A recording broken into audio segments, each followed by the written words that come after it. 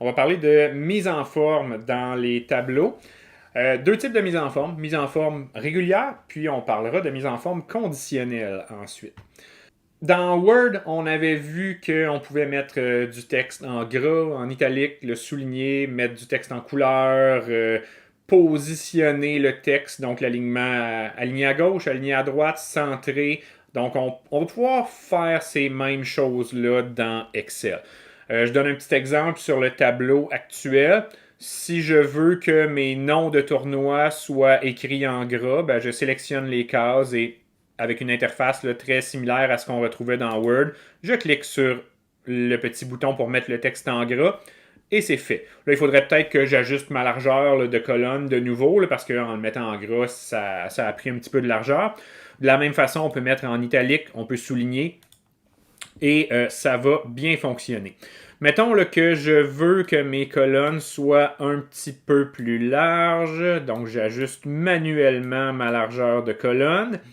Et j'aimerais ça que les titres soient centrés dans les colonnes. Ben, de nouveau, je sélectionne et j'ai les choix d'alignement. Donc présentement, c'est aligné à gauche. Je peux centrer ou je peux aligner à droite. On va centrer les titres comme ça. Ensuite, mettons que les noms des joueurs, je souhaite écrire le texte en vert. Ben, je peux faire ça. Donc, je peux sélectionner la couleur d'écriture avec le même bouton qu'on avait dans Word. Et, nouveauté, on peut, dans Word, on avait la notion là, de surlignage. Ici, on a la notion de couleur d'arrière-plan pour la cellule. Donc, avec l'autre petit bouton ici, là, qui est un galon de peinture qui se vide, je vais mettre mon arrière-plan en jaune. Quelque chose comme ça. Donc, on peut gérer nos styles avec ces fonctionnalités-là qui sont similaires à ce qu'on retrouvait dans Word. Une grande nouveauté, en fait non, on avait ça dans les tableaux de Word également, c'est la question de l'alignement vertical. C'est par contre facilité là, dans Excel. Je vous donne un petit exemple. Mettons que je fais des lignes un petit peu plus grandes. Là, mes données sont alignées à droite, donc les valeurs dans les cellules ici, elles sont alignées à droite puisque ce sont des nombres. Ça, c'est l'alignement par défaut de Excel, mais il n'y a évidemment absolument rien qui m'empêche de les mettre au centre des cellules. De plus, on a les trois boutons ici qui sont pour l'alignement horizontal. On a trois boutons juste en haut qui sont pour l'alignement vertical. Présentement, c'est aligné en bas. Ça veut dire que tous mes chiffres sont au bas de la cellule, mais je peux choisir de mettre les chiffres au milieu de la cellule ou encore en haut de la cellule, selon ce qui me convient davantage. Milieu, habituellement, c'est plus joli. Donc, aligné au centre horizontalement, aligné au centre verticalement. Fait qu'on a ces options-là de mise en forme qui sont, comme je le mentionnais, très similaires à celles qu'on retrouvait dans Microsoft Word. Ça, c'est pour de la mise en forme manuelle. Mais Excel étant un logiciel de calcul et de traitement de données, on va pouvoir faire de la mise en forme conditionnelle, c'est-à-dire automatiser des règles de mise en forme selon les valeurs qu'on retrouve dans le tableau. Pour faire ça, puis là, on va voir des petits exemples simples. On sélectionne les données sur lesquelles on veut travailler. Donc, moi, c'est les données là, de victoire dans les tournois de tennis. Et on a le bouton Mise en forme conditionnelle qui se trouve juste ici. Si on clique sur ce bouton-là, ça fait apparaître un menu déroulant. Puis là, on a différentes options de mise en forme conditionnelle. Là, on n'ira pas hyper en profondeur là-dedans. On va voir deux choses, là, des règles de mise en forme pour gérer la couleur d'arrière-plan des cellules. Basé sur les valeurs, puis on va voir comment définir des règles personnalisées. Puis encore là, on va se tenir là, dans les règles quand même assez simples. Ce qu'on peut faire, bon, imaginons que je regarde mes données, là. Je souhaite savoir les joueurs qui remportent souvent le même tournoi. Donc, par exemple, tous les joueurs qui ont remporté plus de 7 fois le même tournoi, disons. Donc, et je veux que ça ressorte dans mon tableau. Je sélectionne mes données, ça c'était déjà fait. On va dans mise en forme conditionnelle. On va choisir règles de mise en surbrillance des cellules, le premier élément là, dans le menu déroulant. Puis ce qu'on veut, c'est donc que les cases où la valeur est plus grande que 7, on veut les faire ressortir dans notre tableau. Donc je choisis supérieur à, moi ça va être supérieur à 7, mais on aurait la règle équivalente pour inférieur à, entre deux valeurs. Donc on peut faire un peu ce qu'on veut là, avec les valeurs numériques. Moi je choisis supérieur à. Bon, c'est déjà un 7 qui est écrit là. Je pense que mon dernier exemple, c'était la même chose.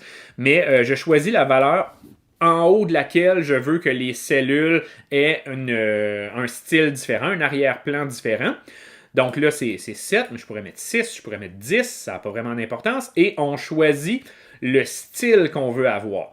Donc, dans mon cas, je peux choisir remplissage rouge clair avec texte en rouge foncé. On va mettre remplissage en vert avec texte en vert foncé. Comme ça ici. J'appuie. On voit déjà l'effet en arrière-plan, là, mais pour officialiser le tout, on appuie sur OK. Et là, si je désélectionne mes cellules, on voit qu'il y a eu une mise en forme qui a été appliquée seulement aux cellules qui respectaient le critère. Donc, on n'a pas besoin de manuellement aller faire l'ajustement de mise en forme si on veut, si on est capable d'exprimer une règle pour savoir sur quelle cellule on veut faire la mise en forme. Donc, dans le cas présent, c'était les cellules dont la valeur était plus grande que 7.